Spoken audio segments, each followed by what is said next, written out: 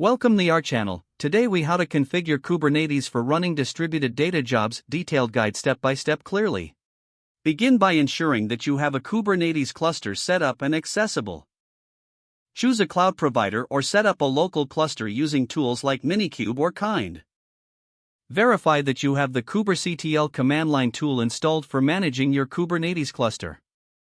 Next, configure your cluster with the necessary resources for distributed data jobs. Determine the resource requirements such as CPU, memory, and storage for your data jobs. Create a namespace in your cluster dedicated to your data job workloads. Use the command kubectl create namespace your namespace to create it.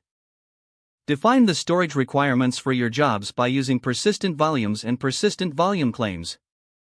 Create a YAML file for the persistent volume and another for the persistent volume claim. Deploy your persistent volume by running kubectl apply fyourpvfile.yaml. Deploy your persistent volume. This file should include details like the container image and command to execute. Define the desired number of replicas for your distributed job within the job spec. Make sure to reference your persistent volume claim in the job configuration. Once your job specification is ready, deploy it using kubectl apply fyourjobfile.yaml. Monitor the execution of your job with kubectl. Create a YAML file for the cron job, defining the schedule and the job specifications.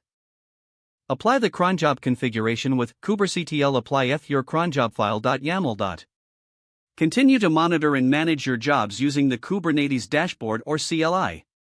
Be prepared to scale your jobs based on data processing needs and resource availability. Regularly review the performance metrics to optimize your deployments. Finally, ensure proper cleanup by deleting resources that are no longer needed. If the page does not load, refresh the browser or try again in a private or incognito window. Make sure you are using the correct email address, then retype it carefully to avoid small typos.